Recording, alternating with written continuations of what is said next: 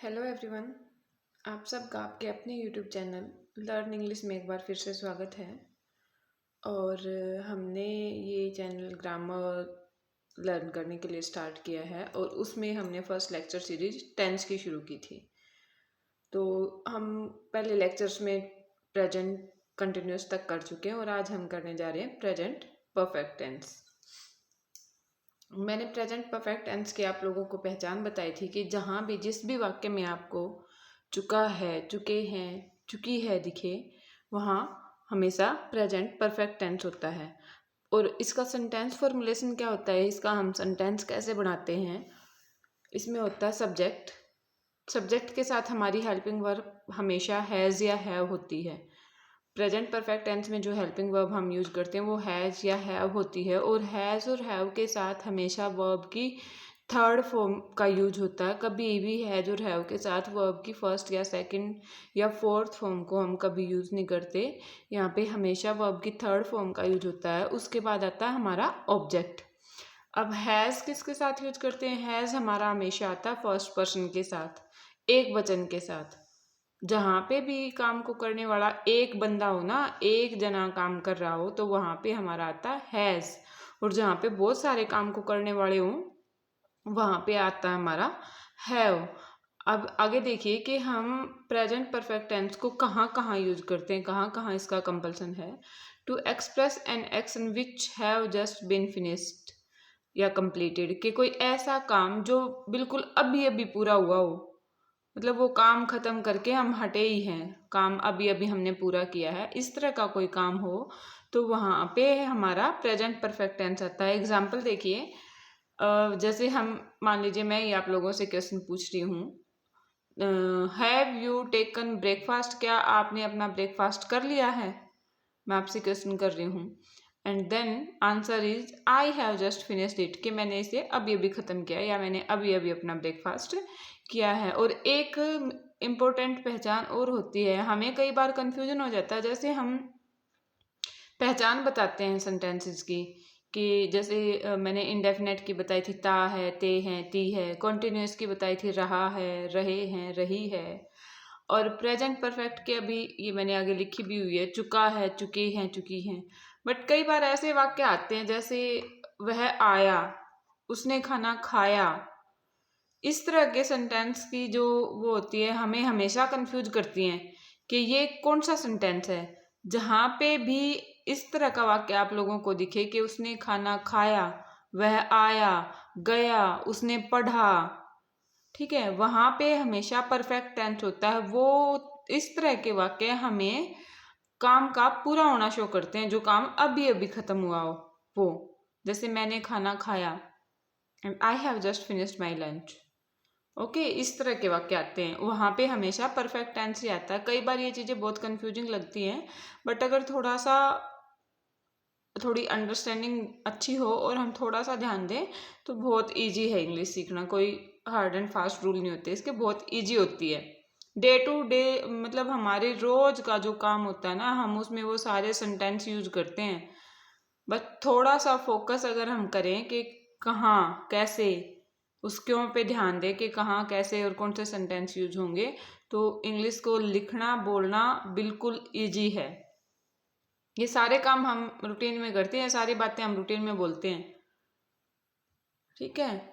उसके बाद आता है to express an action which happened in the past at an indefinite time, we either do not know its time और we do not mention it, के कोई ऐसा काम जो पास्ट में हो चुका है और ऐसे टाइम में हो चुका है जिसका हमें एग्जैक्ट अंदाजा नहीं है कि हमने कब किया, मतलब एग्जैक्ट नहीं पता हमें कि हमने उसी दिन किया था, उस तरह का टाइम काम।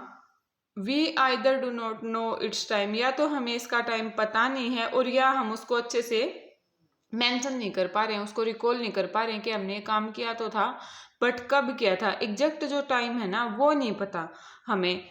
इसका मैं एग्जांपल आप लोगों को दूं।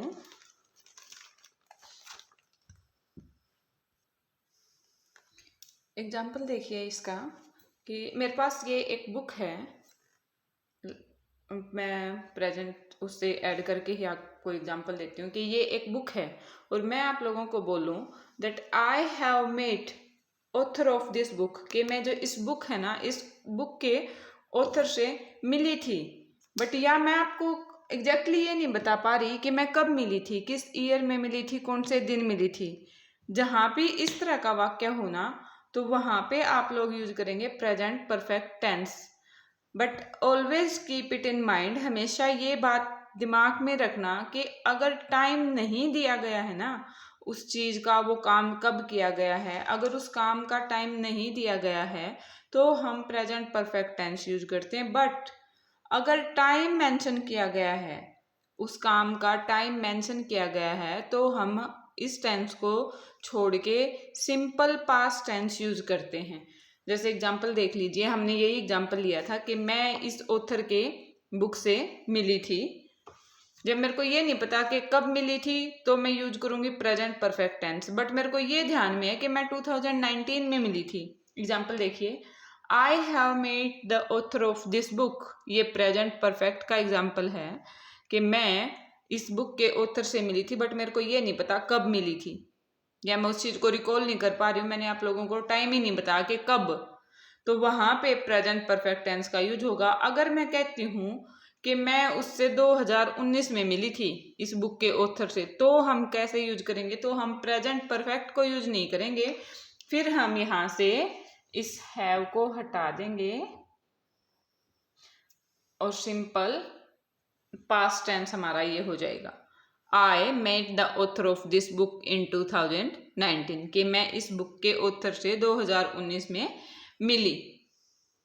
छोटा सा डिफरेंस है, टाइम दिया गया है तो प्रेजेंट परफेक्ट टेंस, और टाइम नहीं दिया गया है, पास्ट में जो भी एक्शन हुआ है उसके लिए टाइम नहीं दिया गया है तो प्रेजेंट परफेक्ट टेंस, और टाइम दिया गया है तो सिंपल पास्ट टेंस। बिल्कुल स्लाइट सा डिफरेंस है, दिमाग में रखना इस चीज को।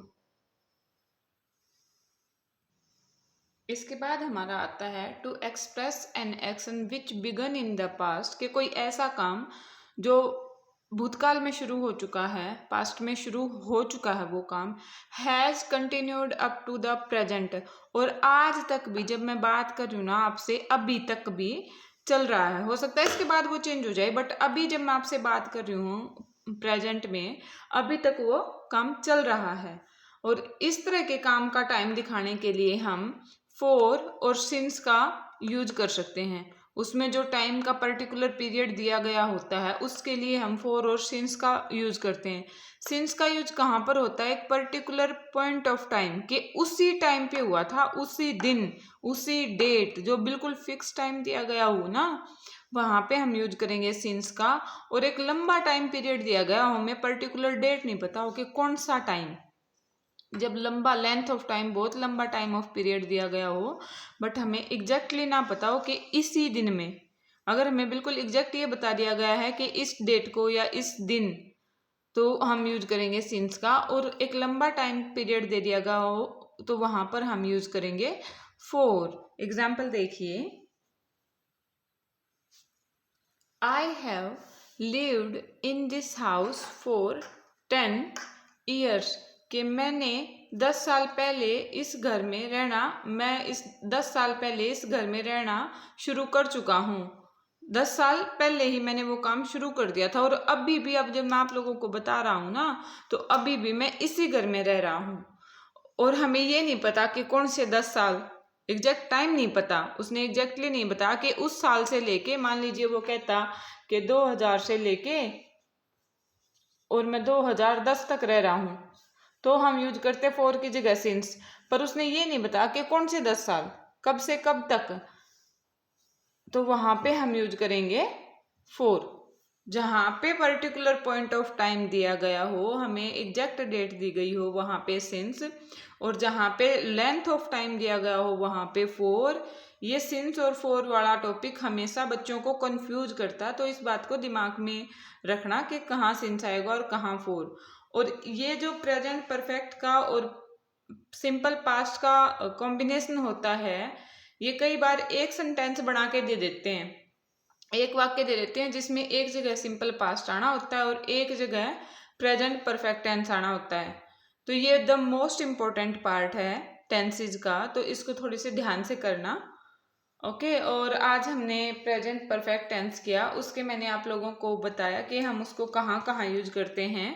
पहला मैंने आप लोगों को बताया था to express an action which have just bin completed, कि कोई ऐसा काम जो अभी अभी कंप्लीट हुआ हो। दूसरा मैंने आप लोगों को बताया था कि कोई ऐसा काम जो पास्ट में शुरू हो चुका हो और अभी तक चल रहा हो। ठीक है। तीसरा मैंने आप लोगों को बताया कि कोई काम है जो पास्ट में इंडेफिनिट टाइम में शुरू हो चुका है पर हमें टाइम का नहीं पता। अभी जो हमने किया रिसेंट में वो वाला सेंटेंस कि जो पास्ट में शुरू हो चुका है बट हमें टाइम का नहीं पता, तो वहाँ हम यूज करेंगे प्रेजेंट परफेक्ट टेंस। और अगर हमें टाइम का पता है तो हम यूज करेंगे सिंपल पास्ट टेंस। आज के लेक्चर के लिए इतना ही। इसको ये बहुत इम्पोर्टेंट पार्ट है टेंस का, प्रेजेंट परफेक्ट और सिंपल पास्ट। इसमें से हमेशा सेंटेंस आते ही आते हैं, स्पेशली कॉम्पिटिटिव एग्जाम्स में, क्योंकि इसमें स्लाइटली चेंज है। आप जब सिंपल पास्ट टेंस देखोगे तो उसमें और इसमें बिल्कुल हल्का सा डिफरेंस है। तो हमें उस डिफरेंस को पकड़ के रखना है कि हाँ ये सेंटेंस है तो यहाँ परफेक्ट आएगा और ये सेंटेंस है तो यहाँ पर पास्ट आएगा। ओके, तो आज के लिए इतना ही, बाकी का हम करते हैं कल के लेक्चर में। Thank you.